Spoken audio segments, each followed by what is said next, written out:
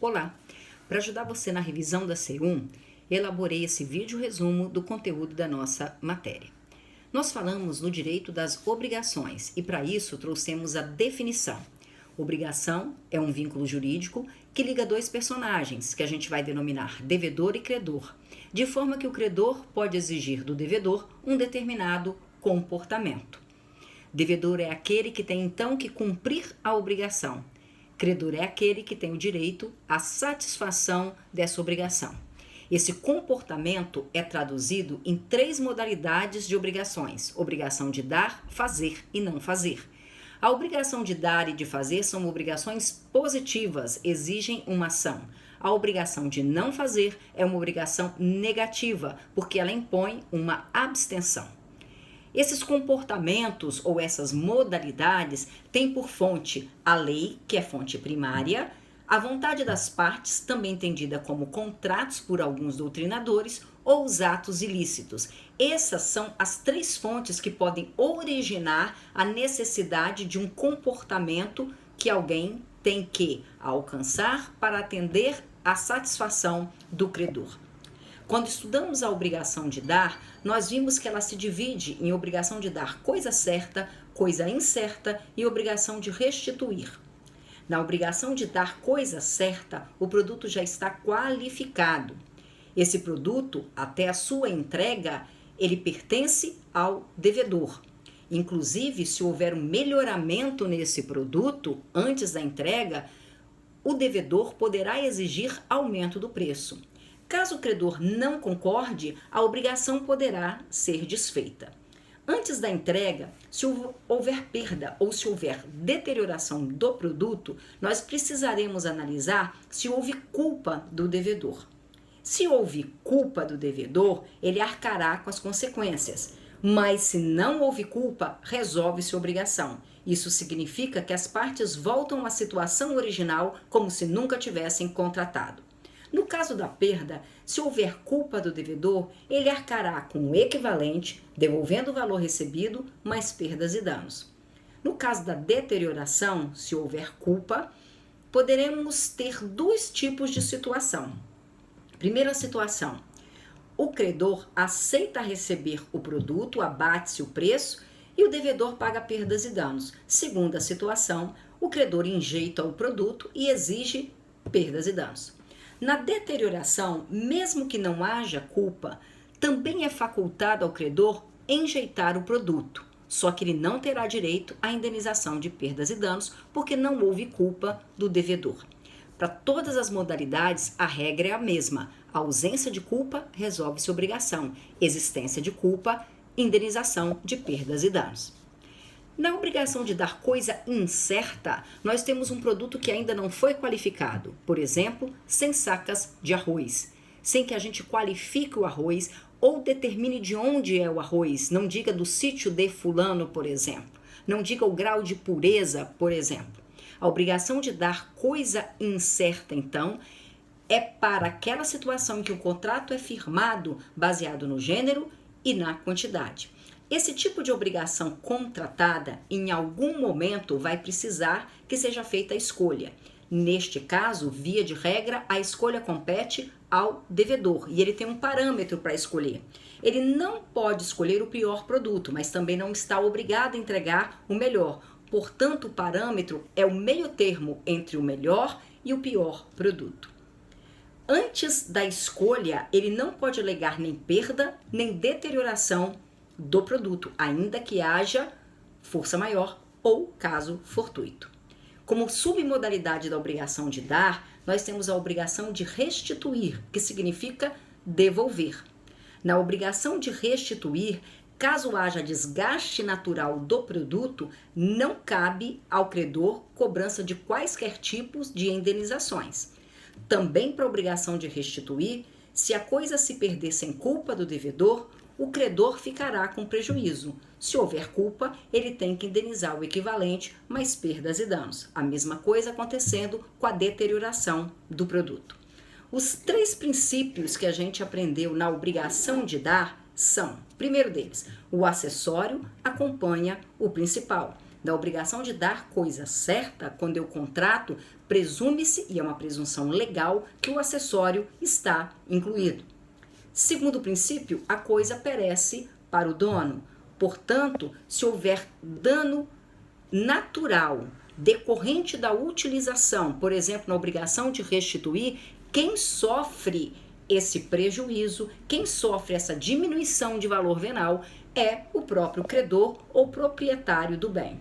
Terceiro princípio, o gênero não perece. Numa obrigação de dar coisa incerta, enquanto o produto não for escolhido, não há que se falar em produto determinado. Portanto, se negociamos um produto cujo objeto é o gênero, eu não posso alegar que houve perda nem deterioração, porque o gênero não perece. Daí partimos para a obrigação de fazer, que significa executar uma obra ou serviço. E ela se divide em obrigação de fazer personalíssima ou não personalíssima. Se ela for personalíssima e o devedor se recusar a cumprir ou simplesmente não cumprir, nós não conseguimos fazer execução forçada da obrigação. Ele deverá indenizar perdas e danos no caso de recusa e no caso do não cumprimento por culpa, ele deverá indenizar perdas e danos. Se o não cumprimento for sem culpa do devedor, não cabe indenização porque resolve-se a obrigação. Na obrigação não personalíssima, o credor tem uma alternativa. Ele pode pedir a um terceiro para executar o serviço, sendo depois ressarcido por esse serviço e também pelas perdas e danos que ele vier a perder. Na obrigação não personalíssima, obviamente, em que ela não tenha sido cumprida por culpa do devedor. Vimos ainda a obrigação de não fazer, que impõe uma abstenção ao devedor. Quando ela é descumprida, qual é o objetivo principal ou o argumento civil principal? É o desfazimento do ato. Então, a penalidade civil pelo descumprimento da obrigação de não fazer é o desfazimento compulsório do ato, tendo o devedor que ressarcir as despesas com esse desfazimento. Partimos, então, para a forma como as obrigações se apresentam nos contratos. E uma das formas é ela se apresentar de forma alternativa, ou seja, o devedor terá cumprido a obrigação entregando um produto ou outro. Eu posso te entregar sem calças ou sem camisas. O ou é sempre excludente. E caso o contrato não diga a quem compete a escolha mais uma vez competirá ao devedor. Se essa prestação tiver que ser cumprida mensalmente, a cada mês o devedor poderá refazer essa escolha. Vimos também as obrigações divisíveis e indivisíveis. Quando uma obrigação for naturalmente divisível, a regra geral por presunção legal é a do concurso partes fiunte, ou seja, divisão igualitária entre as partes.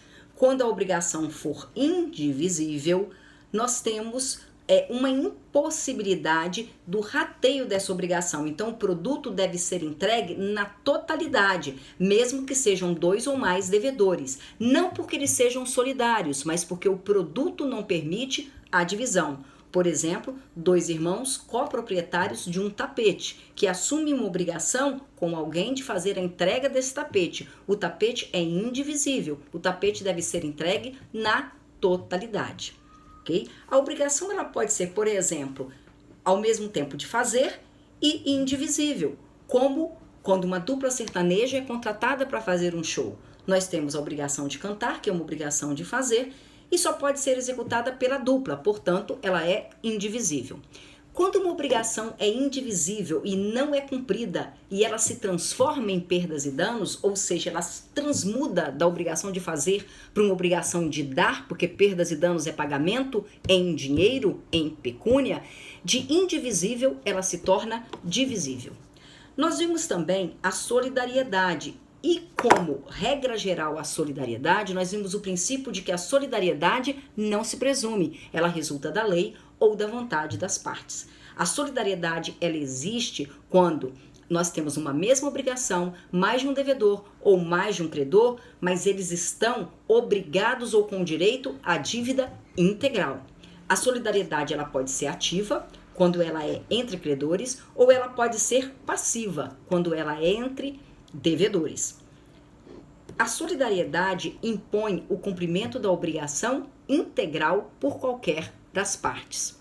Uma outra questão que a gente viu em solidariedade é que quando uma obrigação solidária não é cumprida e ela se transforma em perdas e danos, a solidariedade permanece. Se ela se transformar em equivalente mais perdas e danos, quanto ao equivalente, todos respondem.